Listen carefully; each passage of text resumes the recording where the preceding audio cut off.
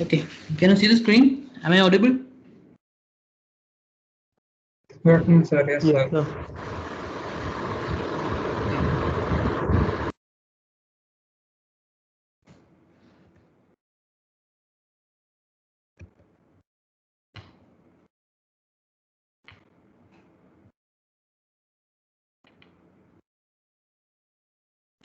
Okay, then we'll wait for some time.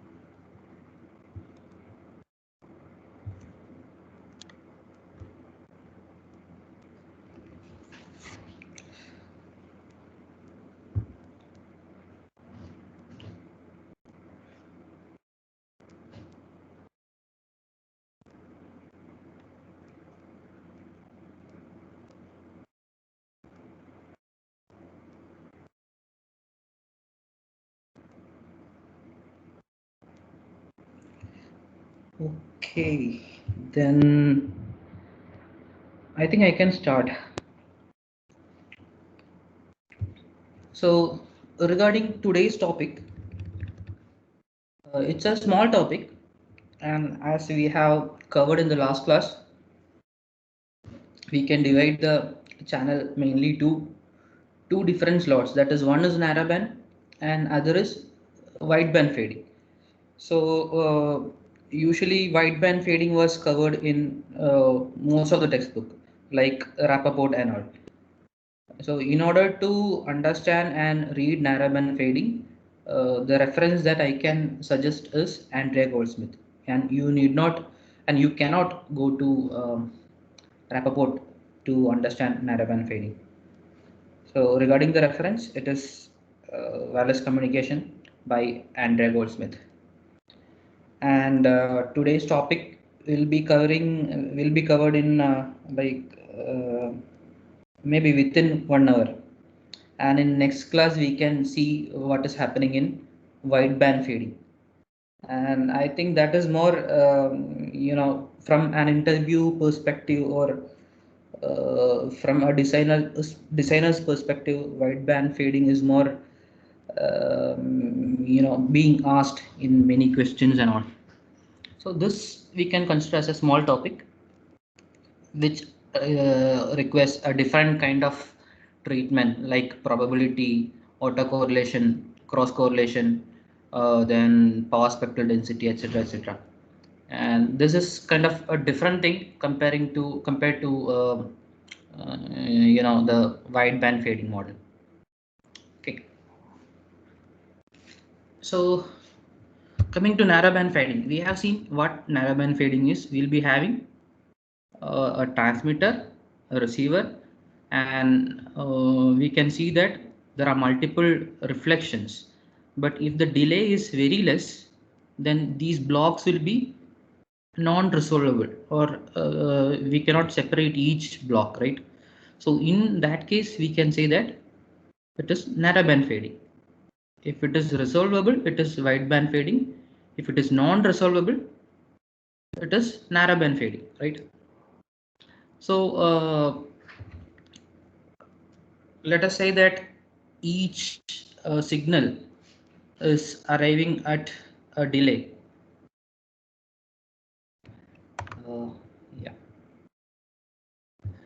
Let us say that the delay of the first component is u of t minus tau 1. That is, let us say that this is the first component, like that u of t is transmitted from transmitter and there is a delay tau 1 and it is arrived at the receiver after a delay tau 1. So that is the story of the first component. Now coming to the second component, it experiences the delay tau 2, right? So we can write the received signal as u of t minus tau 2, etc., etc., right? So the delay corresponding to the second component is tau 2. Delay corresponding to the first component is tau 1, second component is tau 2, third component is tau 3, tau 4, and it goes like that, right? So since all these things are packed together, we cannot, and we need not separate each component, right? We cannot say that it is u of t minus tau 1 and we have u of t minus tau 2, u of t minus tau 3, etc., etc. So we have to pack all these things together and we have to write the component as u of t. So we will not be having this u of t minus tau 1, u of t minus tau 2, etc., etc. We will be having only u of t. Are you getting it? We'll not have these individual components. We'll be having only one component, that is u of t. And this is the main difference compared to the wideband model. Okay, so this is the main difference, that is we'll not be having multiple components where each component will be having separate delay. We'll be having only one component which is represented as u of t. Okay, so having said this, we can write the received signal r of t as real part of, you can see this equation, right? R of t is equal to real part of u of t into e raised to j 2 pi f c t into summation of alpha n e raised to minus j phi n of t, right? So what are the two important differences that you can see compared to the main equation? I mean the equation that we have considered earlier. What was that received signal? Yeah. So you can see this equation, right? Equation 1. This particular equation. Yeah. So here r of t is equal to, there is a real part of, then summation is outside. Summation is just after the real part. Summation n equal to 0 to capital N alpha n u of t minus tau n and e raised to j, etc., etc., right? So this is the equation that we have considered earlier, which was used to model this narrowband as well as wideband model. Now coming to the narrowband model, what are the important changes?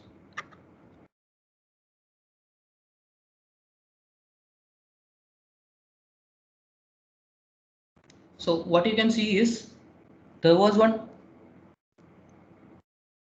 summation term here, right? So immediately after the real part there was one summation term, then alpha term was there, then u of t minus alpha term was there, then u of t minus tau I or whatever was there, then e raised to j something something was there, right?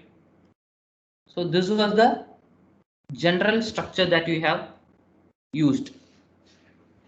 Okay, then I'll just use the term n here for convenience. Okay, now the difference is that since we are not using individual paths or multiple paths, we are not using this u of t minus tau n. Instead of u of t minus tau n, we are using u of t. And since we are using u of t, you need not put u of t inside the summation term. You need not put u of t inside the summation term, and you can take this u of t outside the summation term along with the e raised to j 2 pi fct term, right? Are you getting it? Since the multiple components are non-resolvable, we can write it as u of t instead of u of t minus tau n. I mean, instead of summation u of t minus tau n. So we can take this u of t outside the summation term. Okay, so we have r of t is equal to the real part of u of t e raised to j 2 pi fct, then summation alpha n e raised to minus j phi n of t. Is it clear? Yes, sir. Did you understand what is happening here? Yes, sir. Okay, so see, this is the main change that is giving rise to the different treatment that we are going to use in the coming slides, and I can assure you that it is purely mathematical. So yeah, so that's all about r of t. And yeah, we'll see the mathematical term in detail. So as we have just seen, received signal r of t is equal to real part of u of t into e raised to j 2 pi fct, then the summation term, summation of that multiple components put together, multipaths put together to one term, that is summation alpha n of t e raised to minus j phi n of t. Okay,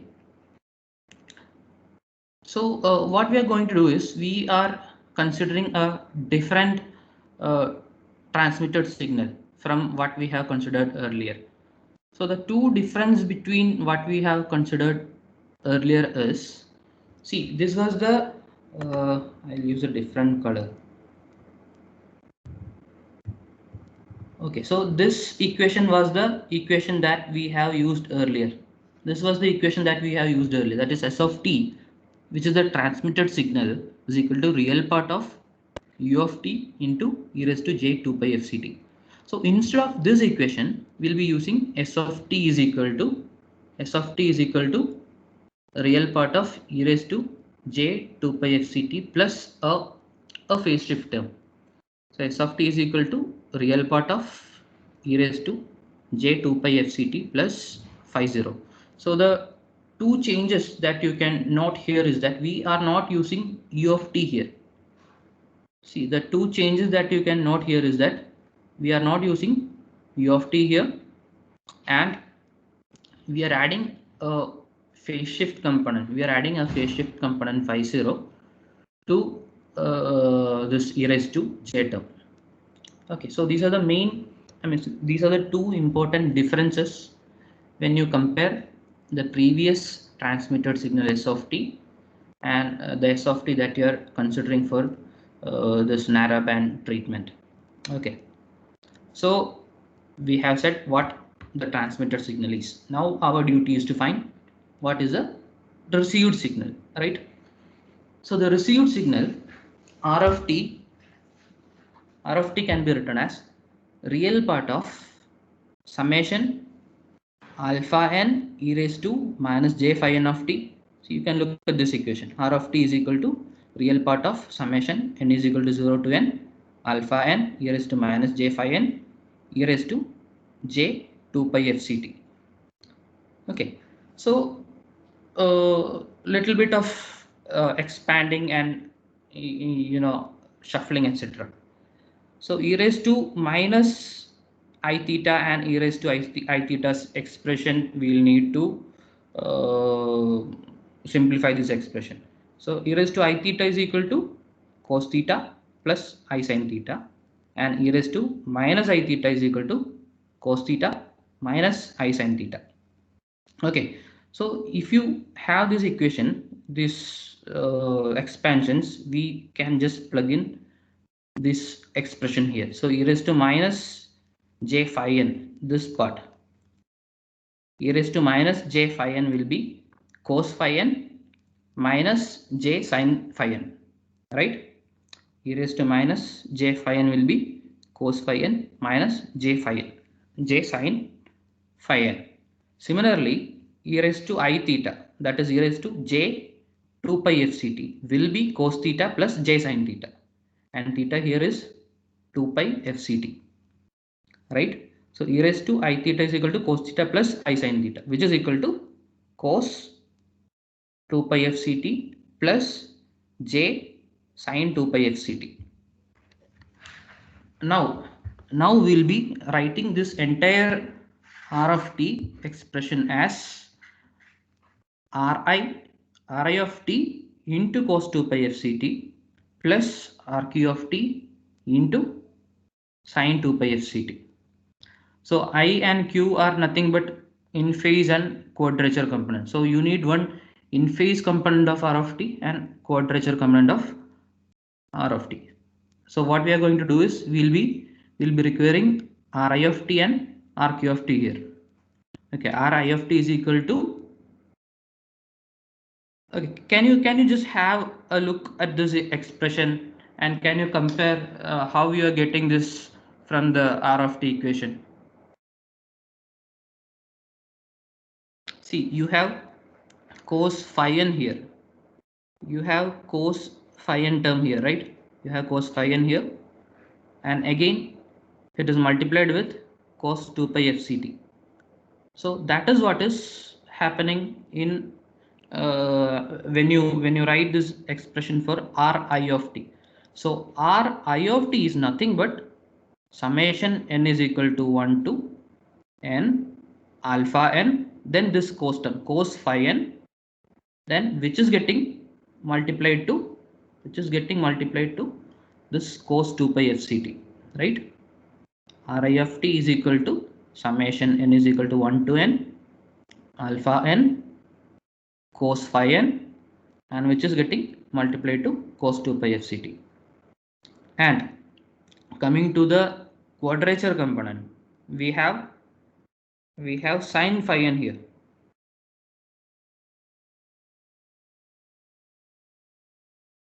Yeah, we have sin phi n here. So you can see sin phi n is here, which is getting multiplied to sin 2 pi fct. So what you have here is summation n is equal to 1 to n, then alpha n, which is getting multiplied to sin phi n, and that is again multiplied to sin 2 pi fct, right? That is getting multiplied to sin 2 pi fct. So can you tell me why we don't have any cos phi n into sin 2 pi fct or sin phi n into cos 2 pi fct terms?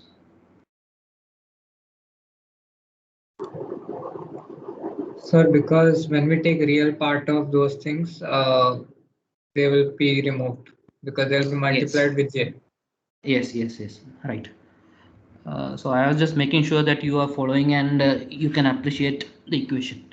So as you said, yes, it is because of the real part we don't have the j component, we don't have the imaginary parts, that is cos phi n into this sin 2 pi fct or sin phi n into cos 2 pi fct.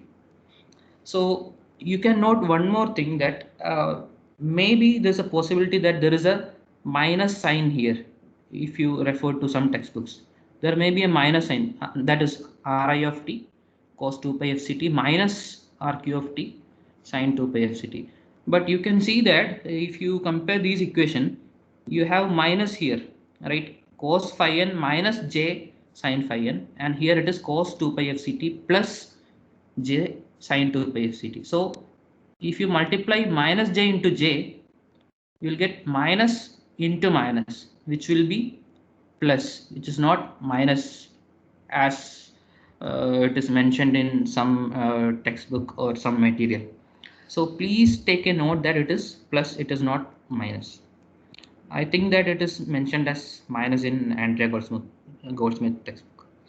Anyway, so R of t is equal to Ri of t into cos 2 pi f ct plus Rq of t into sin 2 pi f ct, where Ri of t is equal to summation alpha n cos phi n of t and Rq of t is equal to summation alpha n sin phi n of t. So what we have done till now is we have written the received signal as imaginary, so I mean in phase and quadrature component, and we'll see some statistical properties like autocorrelation, cross correlation, and mean, etc., etc. And the reason why we have to go for this kind of approach is that since we have, I mean, listen to this very carefully. And why are we going for this kind of approach? Since we have multiple paths that is coming together as a single path, the variation is very fast. The variation is very fast. The variation in amplitude and phase is very fast. So we will need a probability kind of approach to understand the power, received power, etc. So the approach here is to find autocorrelation first. Then if you take a Fourier transform of the autocorrelation, we'll get the power spectral density. First we'll take the autocorrelation, then we'll take the power spectral density by taking the Fourier transform of the autocorrelation. Then if you integrate the power spectral density, you'll get the received power. So the idea is that since we have multiple components coming together as a single component, you will need a probability kind of approach instead of what we will be going to use in a wideband approach. So narrowband needs a probability kind of approach to find the received power. So first of all, we will be finding autocorrelation. Then we use a theorem which is called as Wiener-Khinchin theorem. It's a very important theorem when it comes to communication systems. Wiener-Khinchin theorem. What it says is that Fourier transform of autocorrelation is power spectral density. So autocorrelation in time domain is in time domain, and if you take Fourier transform, you will get something in frequency domain. You will get something in frequency domain. So power spectral density is some quantity with respect to the frequency domain, right? So if you integrate the power spectral density throughout that particular frequency, you will get the received power, right? So that is how you get the received power in a narrowband channel. Okay, so what are we going to find now in order to find the received power? See, our aim is to understand what the received power is. So in order to understand received power, we'll need power spectral density. And in order to get power spectral density, we'll need autocorrelation, right? So our aim is to find the autocorrelation, and we'll need a cross correlation, we'll need mean, etc., etc. Okay. Now we'll see some statistical properties and characteristics of this Ri of t and Rq of t. And the important thing is that here Ri of t and Rq of t can be approximated as Gaussian random processes. Gaussian random process. Have you ever heard this term Gaussian random process in some subject? Have you ever noticed this kind of? Yes. Which subject it is? Analog and digital communication. Is it in noise, while describing noise? Yes, It is sir. mentioned as AWG noise, right? Yes, sir. Yeah, so that in that AWGN it is additive white Gaussian, right? So the same thing is being used here. I mean, the same idea is being used here. So that means if you have, okay, I'll say this in another way. Let us say that I am taking your class as an example, and I am considering the height of different people, different students, and I am asking you to plot the histogram. Okay, I am taking the height of, let's say, 60 students, and I am asking you to plot the histogram. It will look something like this, right? It will look something like this. Or let us say I am asking the marks of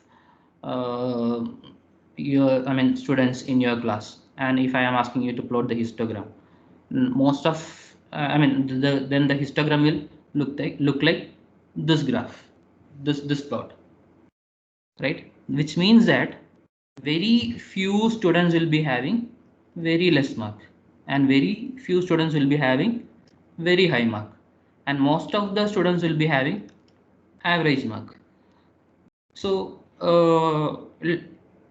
in order to get this kind of a graph, you need higher number of samples. I'll get this kind of graph only if I consider, let us say, 60, 70, 80 number of students. What if I am having just 2 students? If there are only 2 students in the class, right, then the graph will look like this, right? Then the graph will be something like this. So one student will be saying, I have out of 50, I am having 30 marks. Another guy will be saying, I have 32 marks. So you will not be having a Gaussian curve. So as the number of students, as the number of lot or sample increases, the graph will look like a Gaussian curve. Right. So this particular theorem is called as central limit theorem. That is, as the sample size increases, then the distribution tends towards a normal distribution. So as the sample size, that is n from n equal to 1, n equal to 5, n equal to 5, and sorry, n equal to 10, and n equal to 20. So as the sample size increases, the distribution tends towards a normal.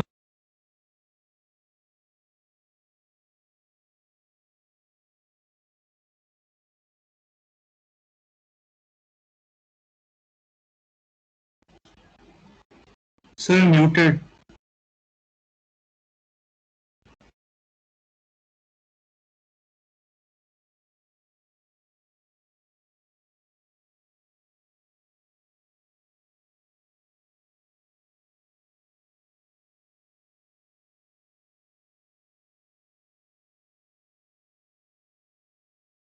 Yeah, am I audible now?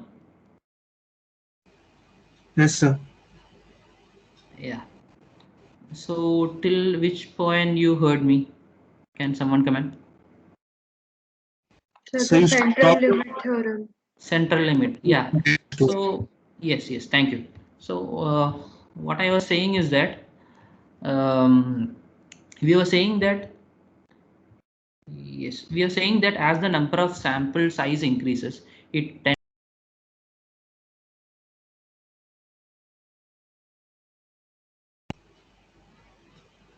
Sir, muted again.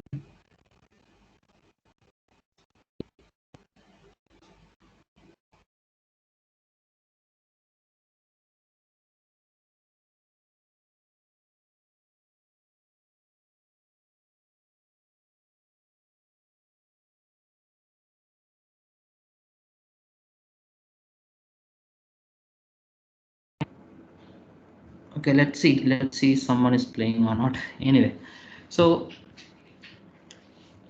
please remind me if something is happening. Okay, so as the number of sample increases, it tend towards normal distribution. So that is the whole point behind this central limit theorem. Okay, so you can note that Ri of t and Rq of t can be seen as a Gaussian random process. Okay, now the question is, what exactly is the sample size here? What exactly is mean by a higher n here in this particular scenario? See, I have just mentioned that as the sample size increases, it tend towards the normal distribution. So what exactly is mean by sample size when it comes to the RI of t and RQ of t, the received signal?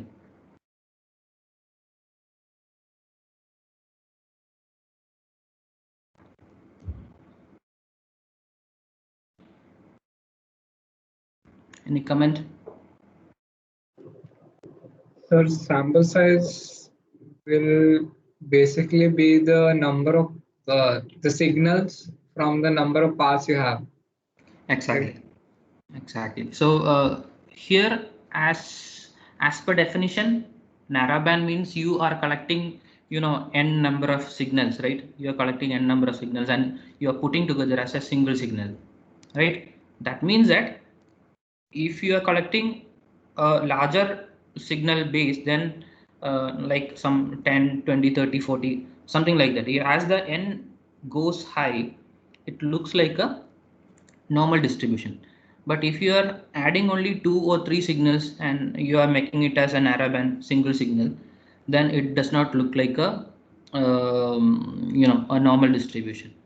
So that's all about the Gaussian random process. So Ri of t and Rq of t are independent Gaussian process with same autocorrelation, which we will be seeing what autocorrelation is, and which is having a zero mean and it has a zero cross correlation. Okay, so these are the properties of Ri of t and Rq of t. That is, it is independent Gaussian process and it has same autocorrelation. It has the mean 0. It has a mean that is equal to 0 and cross correlation is equal to 0. Okay, now coming to the autocorrelation and cross correlation. So as we have explained earlier, the purpose of finding autocorrelation is to find the power. That is, we use the theorem, Wiener-Khinchin theorem, and after finding the autocorrelation, we'll do a Fourier transform, then we'll get power spectral density. Then what we'll do is we'll integrate it, then we'll get the power. Okay, now in order to find this autocorrelation, we'll have some assumptions. That is, first thing is that we assume that there is no LOS. That is, there is no line of sight components between transmitter and receiver. There is no line of sight components between transmitter and receiver. And the channel is varying slowly. That is, instead of alpha n of t, we are writing it as alpha n. Instead of tau n of t, we are writing it as tau n. And instead of fdn of t, we are writing it as fdn. Okay. So with this assumption, we'll get phi dn of t, which is equal to integral 2 pi fdn dt, which is equal to 2 pi fdn of t. That is, we are not having this integral part here. We are removing this integral part because it is varying slowly and we need not use an integral in this particular equation. Okay, so having explained what phi dn is, now we can write what phi n of t is, which is equal to 2 pi fc tau n minus 2 pi fd nt minus phi 0. Remember, what is this phi 0? It was not there in the previous, in the general expression. What is this phi 0? Sir, it was a random phase shift that was sent at the Yes. So this was some tweaks that we have done, right? These are the small changes that we have considered when we considered narrowband. So phi 0 is the random phase shift when we consider this narrowband. Okay. Now what we are going to do is we'll find the mean of R of t, that is mean of expected value of R of t. And in order to find expected value of R of t, what we have to do is we have to find expected value of R I of t and R Q of t, right? The aim is to find expected value of R of t, but for that, what you require is expected value of Ri of t and expected value of Rq of t. So, expected value of Ri of t, which is equal to E of summation alpha n cos phi n of t, which is equal to 0. And why is it 0?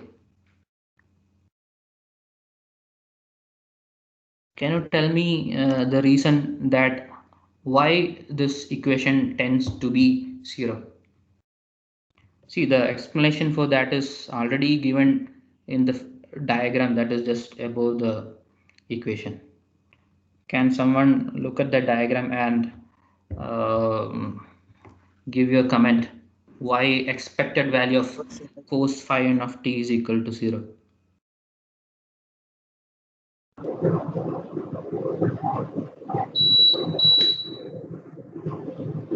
Sir, Yeah. the expectation value of any trigonometric function over its period is 0. So same here. Yeah, I appreciate that, but considering that, but if you're Sir, not as, having, sir, if you're as it not is the having mean, the, sorry.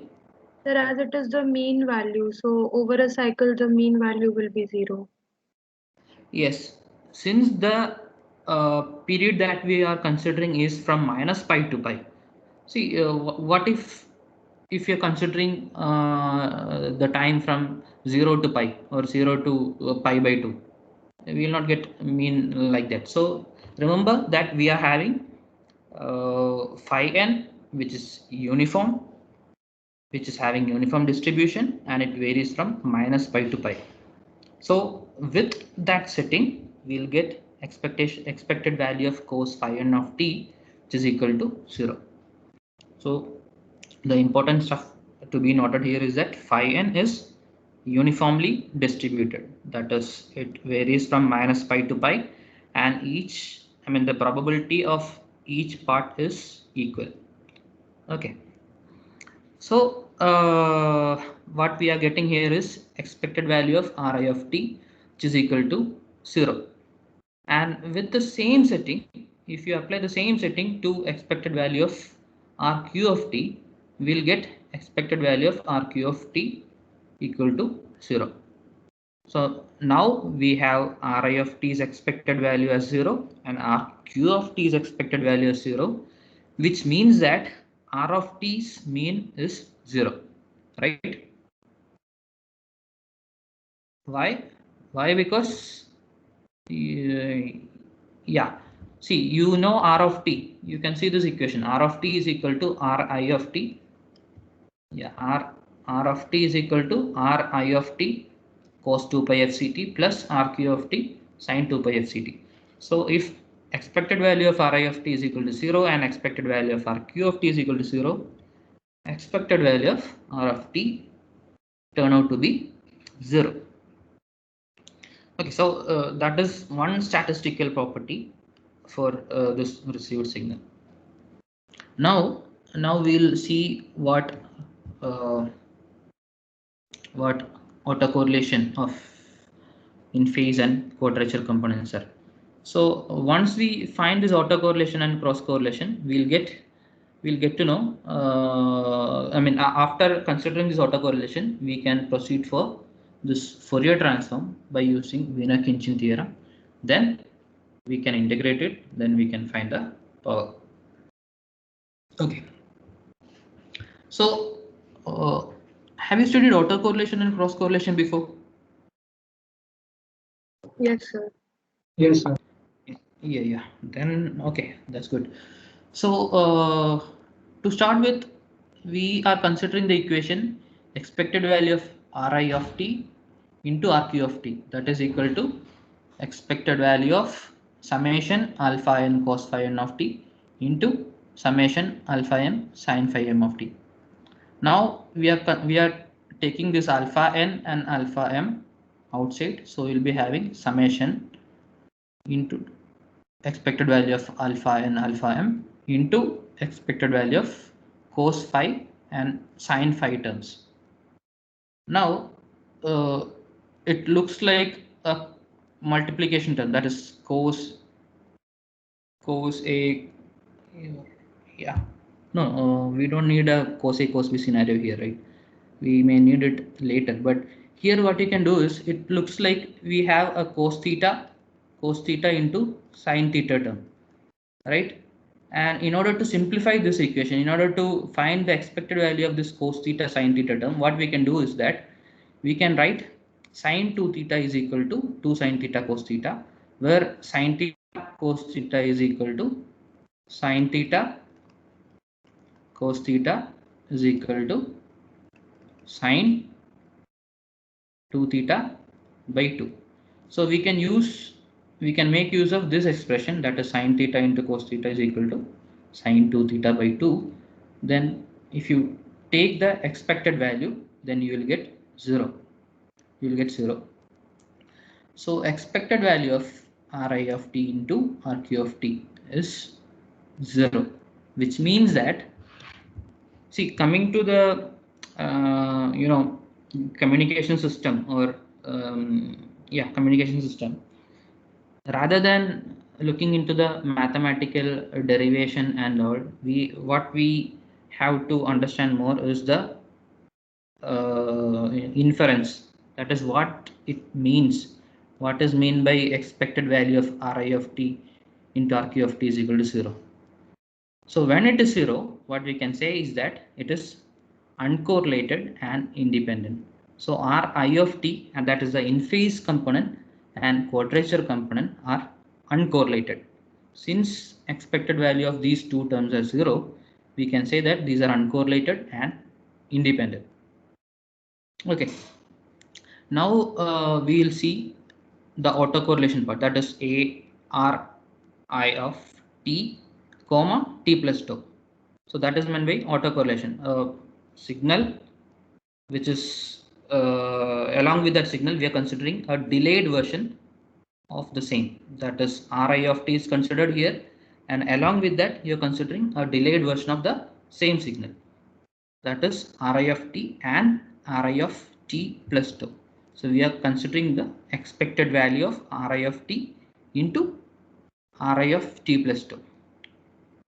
Okay, so when you do all this stuff, what you will get is, yeah, see, I'm skipping all the explanation part. What you will get is 0.5 into expected value of cos 2 pi fd n tau.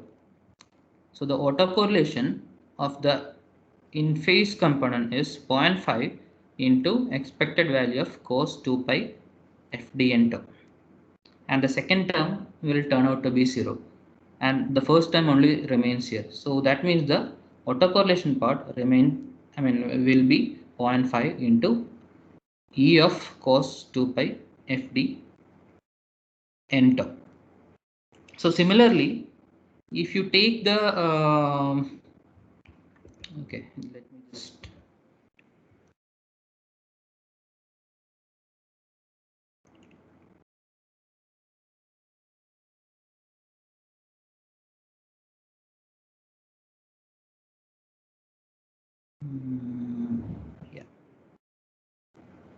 it is not mentioned here, but what you can do is that as an assignment, or as an extra work, what you can do is that you can find the autocorrelation of RQ component. What we found here is the expected value of Ri of t and Ri of t plus tau.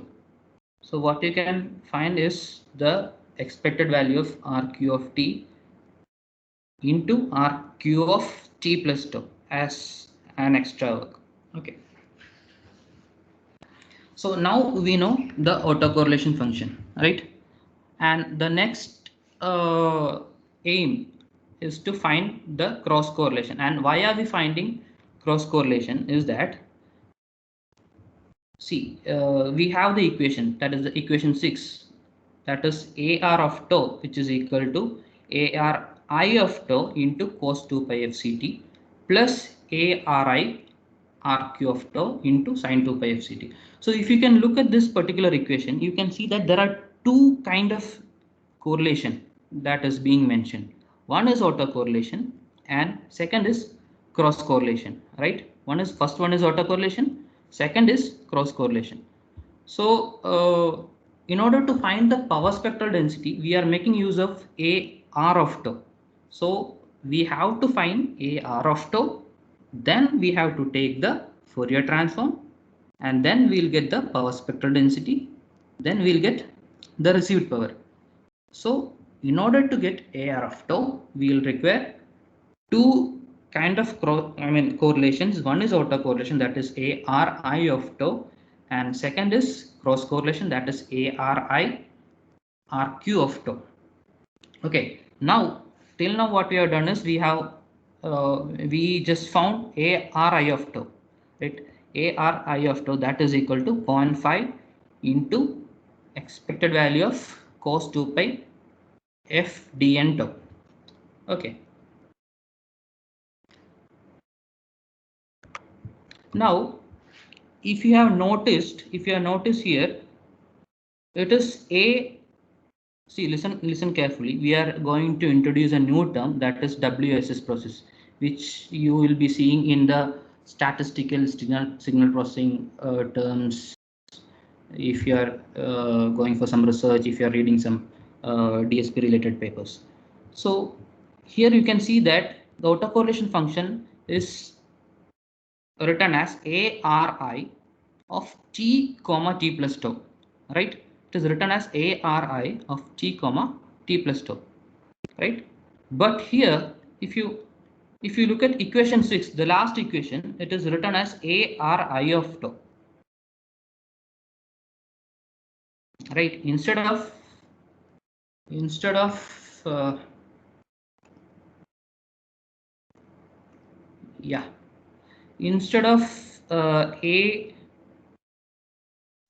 ARI of t comma t plus tau, the term that is used here is ARI of tau. So we are not considering the effect of t here, right? So these kind of processes are called as wide sense stationary process. So these kind of processes are called as wide sense stationary process. And in wide sense stationary process, the mean is independent of time t. Okay, the mean is independent of time t. That means if you look at a reduced version of the autocorrelation, you can see that autocorrelation is equal to, autocorrelation is equal to, if you can look at equation 4, autocorrelation is equal to 0.5 into summation expected value of alpha n square into cos 2 pi v tau cos theta by lambda. So if you can look at equation 4, there is no t here, there is no t in equation 4, which means that the mean or the statistical parameters, the statistical parameter is independent of time t. So for such kind of processes, we have a particular name that is called as wide sense stationary process.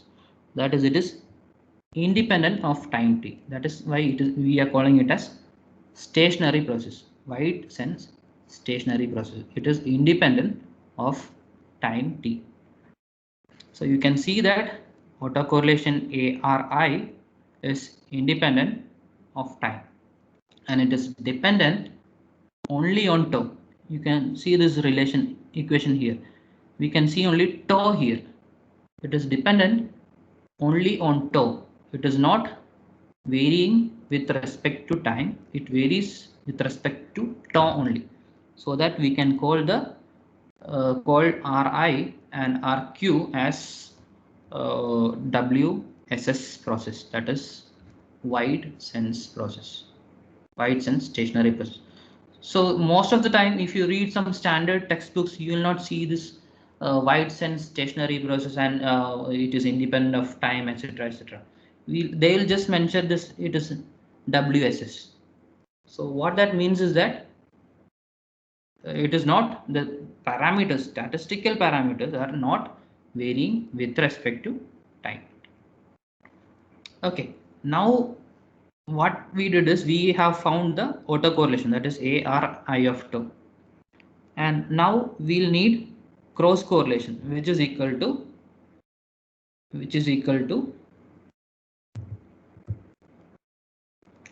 ARI RQ of t comma t plus tau, which is again as we have mentioned, it is again WSS, that is wide sense stationary process. We are not having any presence of t here, we only care about tau. So it turns out to be minus 0.5 into summation expected value of alpha n square into sine 2 pi v tau cos theta by lambda. Again, if you see this equation, you can see that there is no t here, it is only about tau.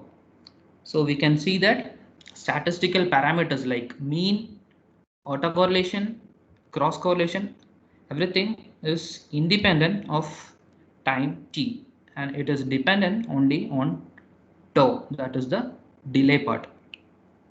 Okay, now we have autocorrelation and we have cross correlation. So if we make use of this equation, that is the last equation, equation 6, we can find AR of tau, which is equal to the autocorrelation part into cos 2 pi fc tau plus cross correlation part into sine 2 pi fc tau. Okay. So that was the main equation that laid the stepping stone for finding power spectral density, and afterwards we can find the power. And we'll consider one more assumption by using this particular environment, which is like it is not practical always to have a uniform scattering environment, but we are considering a particular scenario which is called as uniform scattering environment. So as you can see in the figure, you can see that there is a car where you can see that there is a small antenna that is being mounted on top of the car, right? And there are many boxes, rectangles around the car. So the car can be treated as a receiver. And these rectangles can be treated as a scattering environment, that is a tree or a building or whatever. So what it means is that the signal is reflected and it touches the scatterer or the building or the rectangle box and it reaches the car. So by assumption, we consider that there are n number of scatterers and the angle between each line, each scatterer is delta theta. Okay, so this is the assumption. We have n scatterers, n rectangle boxes, and the angle between each line is delta theta. So what is delta theta? Delta theta is equal to 2 pi by n, right? The entire angle is 2 pi. So there are n number of scatterers. So delta theta is equal to 2 pi by n. Okay. So what we are going to do is we are trying to simplify the autocorrelation term ARI of tau, which is equal to 0.5. You can see the equation that is written on top here. Okay, so ARI of tau is equal to 0.5 into summation E of alpha n square cos 2 pi v tau cos theta n by lambda. So what we are trying to do is we are trying to simplify this entire expression. Okay, so expected value of alpha n square can be written as 2 into PR by n. And again, yeah, if you plug this to this particular equation, that is, you can see that we are trying to plug this value E of alpha n square here. What you will get is PR by n. So you can see that autocorrelation is equal to PR by n into summation n is equal to 1 to n cos 2 pi v tau cos n delta theta by lambda. So have you noted a change here? We don't have n equal to 0 here. Why is it so?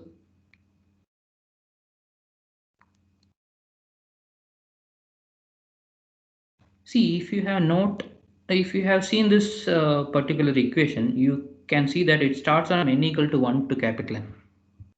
Why it is not n equal to 0 to capital N?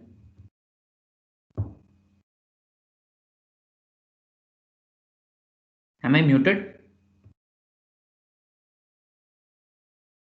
No, sir. Sir, is it because we're not considering LOS?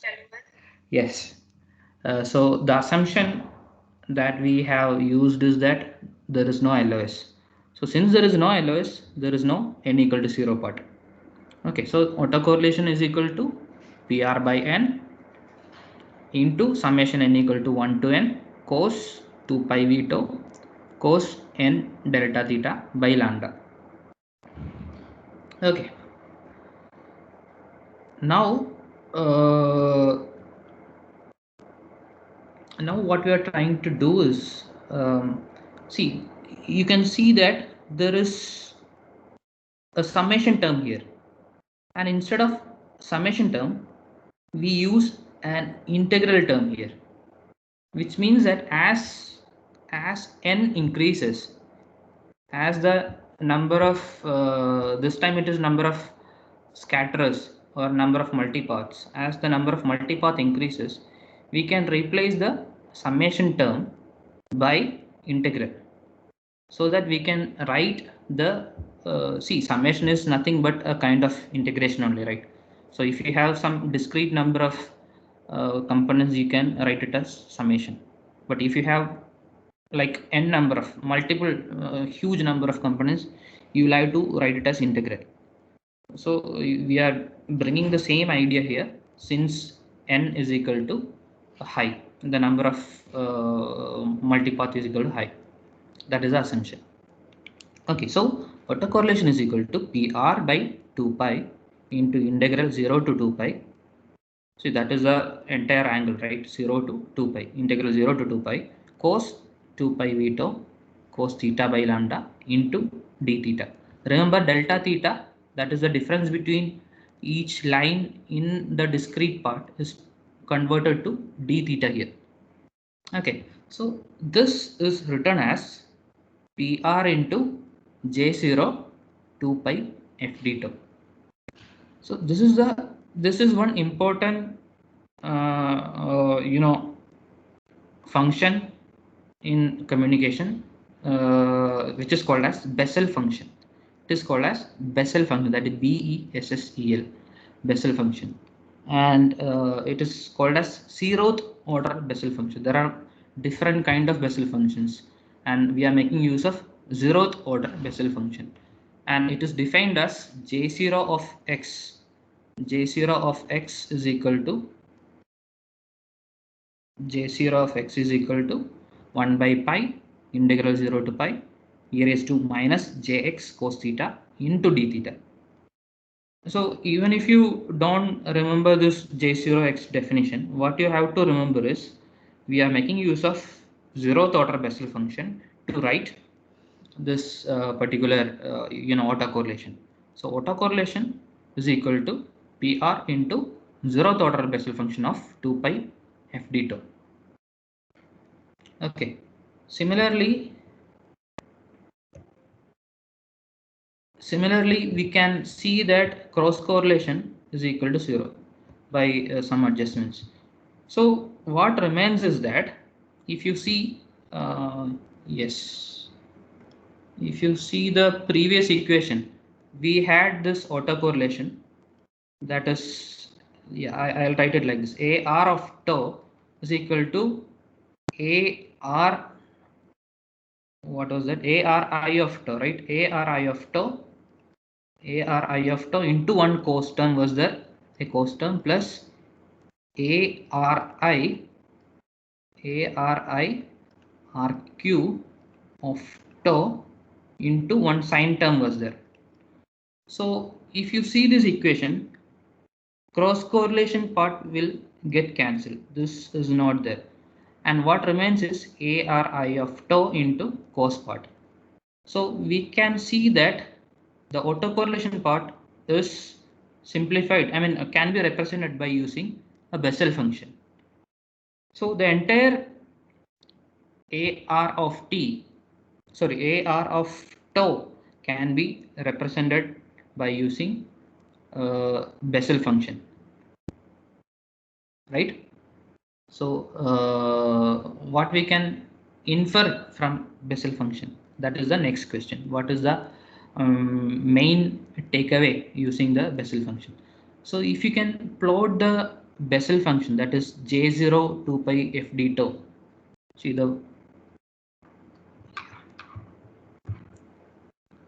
the axis here is, if you see the y-axis, it is J0, that is 0th order Bessel function, J0 of 2 pi fd tau, and in x-axis it is fd tau. We have fd tau here and J0 2 pi fd tau. And if you plot the graph of Bessel function, you can see that it starts from 1 and it comes down to 0 at some particular point, and that point is 0.4 lambda. It is 0.4 lambda. It comes to 0 at 0.4 lambda, and then it continues, goes down, and again it goes up, and it looks like a sinusoidal wave, right? So again, what is the important takeaway from this diagram? The idea is that the Bessel function is 0 at some particular point. So what is the significance of Bessel function to be 0? When Bessel function is 0, what will happen to the autocorrelation function?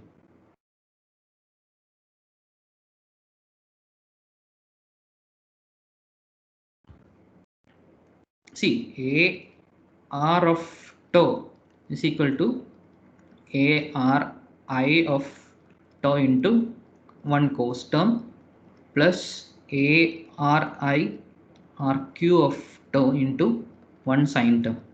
And we have just seen that this second part is equal to 0. And in first part, ARI of tau can be represented as PR into J0 2 pi FD tau.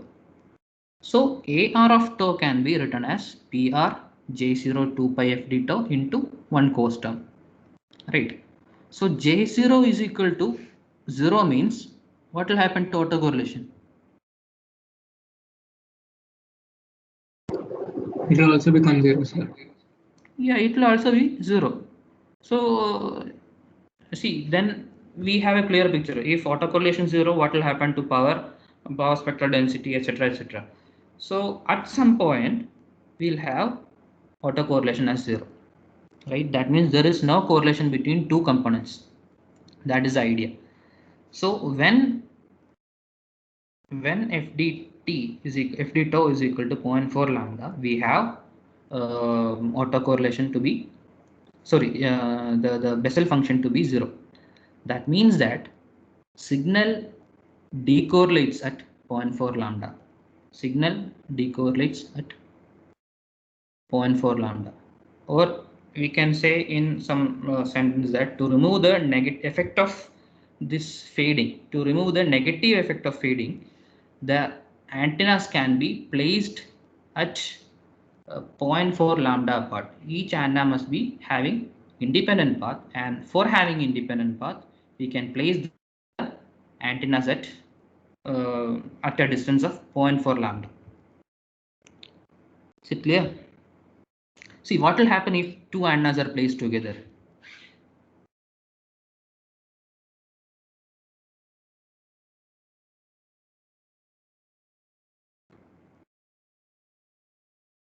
Yeah, tell me. Just let's have a conversation. What will happen if you have two antennas that are placed together? Are we getting the same copy of what is being transmitted from the transmitter?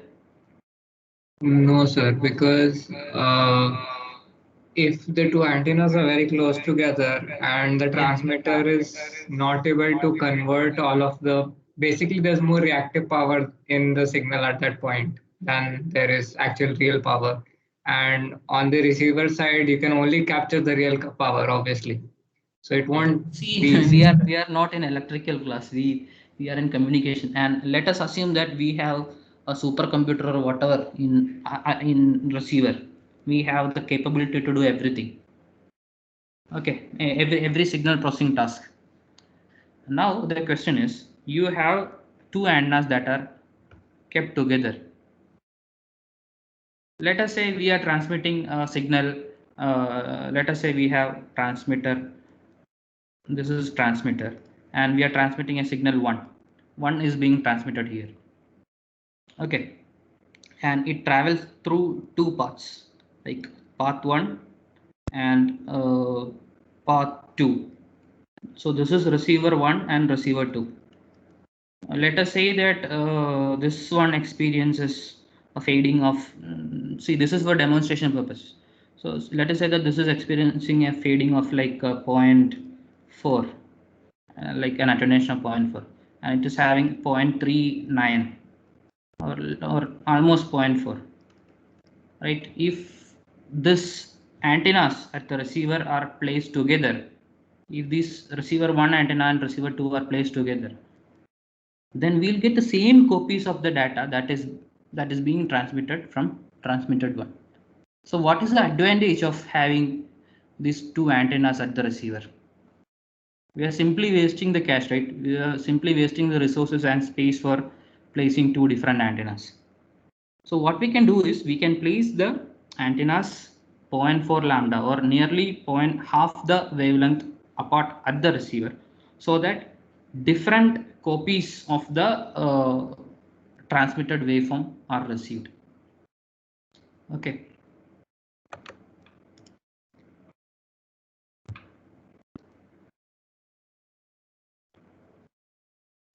I'll strike these values, otherwise you will remember those values, and instead of those values I'll add h1 and h2 here.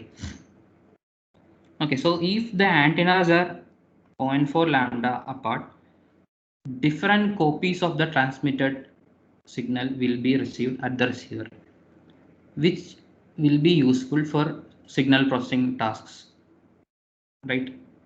Or let us say that there is some let us say that there is a hill in between the receiver 1 and transmitter 1. Are you getting it? There is a hill between receiver 1 and receiver 2. So if you place receiver 1 antenna and receiver 2 antenna together, right? If you place receiver 1 antenna and receiver 2 antenna together, what will be the output at the receiver?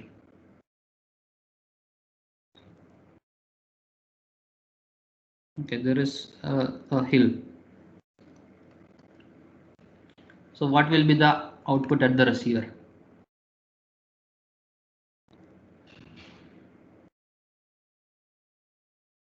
You'll get something if you have some obstruction, that is there is no signal, I mean there is no path for the signal to propagate. You'll get any, yes or no?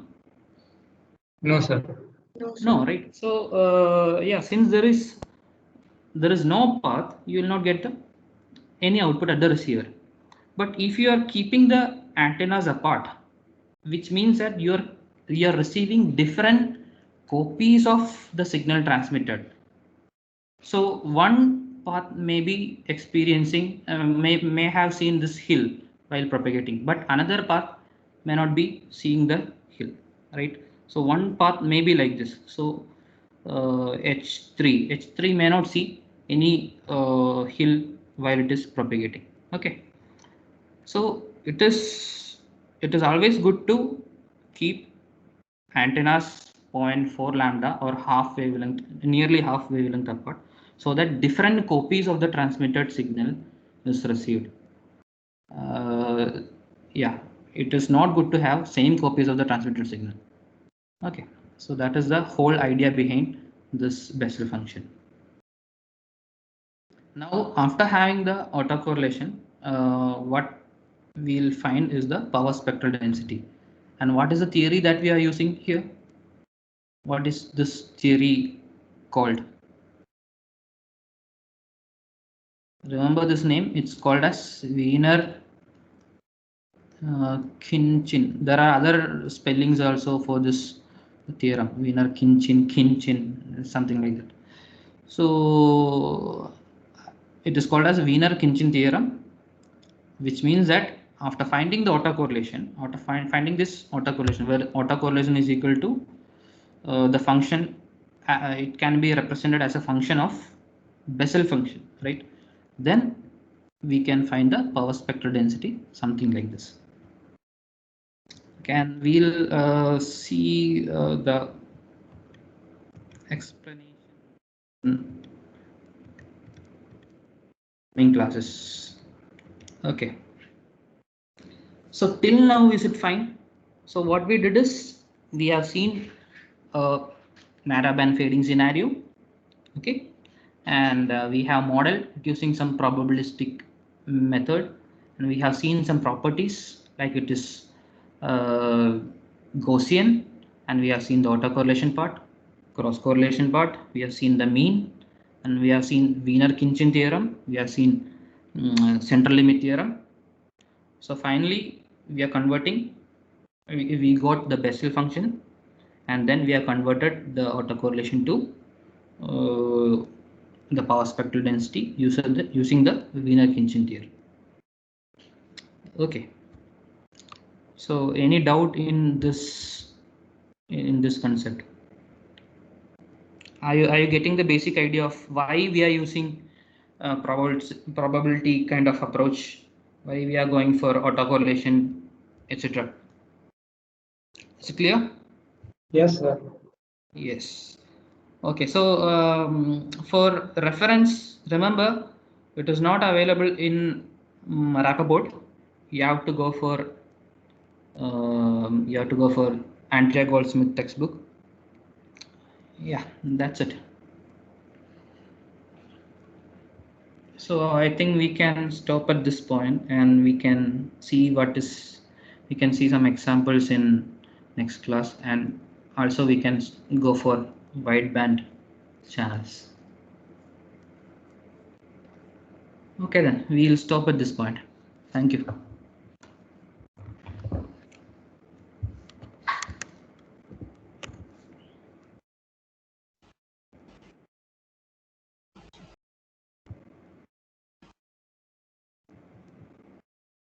Thank you, sir. Thank you, sir. Thank you. Thank you, sir. Thank you, sir.